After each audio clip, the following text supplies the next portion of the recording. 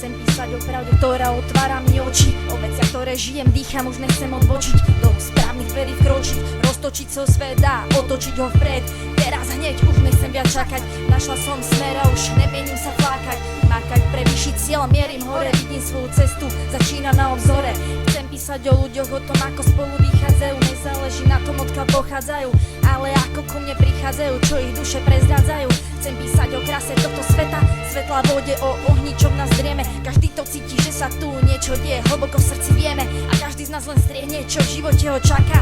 Brána k bráne sa dá z rana kraka, každý má svoj osud, čo ho zláka. Bez príčiny nepohne sa ani steblo trávy, každý cíti, čo ho baví, každý vie, čo ho zraní.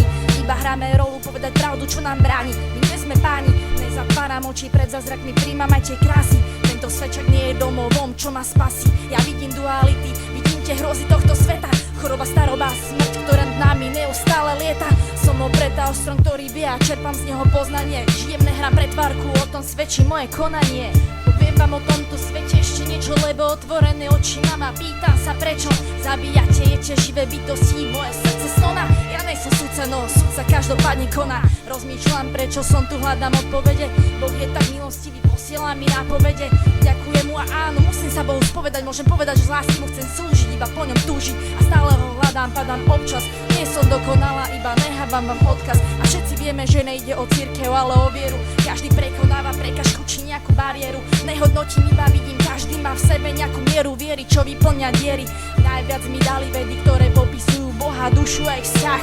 Hľadám, lebo vidím, že v tomto svete po smiechu nasleduje krach, po smiechu nasleduje pád. A nie telo, ale dušu súžuje silný hlad. Ďakujem za všetky chyby a omily, ktoré mi otvorili zrak. Ako tisíchlavý drak, ako tmavý mrak, zahaloval moju dušu tisícekrát. A preto sa s týmto svetom rozvádzam, lebo kým s ním chodím, tak sa iba potácam. Prežili sme krásne a smutné chvíle, išli sme míle. Nie je mi to ľúto, ale lásku chcem dať Pánovi a preto pretrhávam toto puto. Tak ma prosím pusti, daj mi prosím svoju milosť, Pane. Veď vidíš, som ako na ostrý noža, ako na ostrej hrane. A prosím o milosť, o záchranu všetkých tvorov. Preplníš túžby, tak nás prosím zober domov. Jo, jo.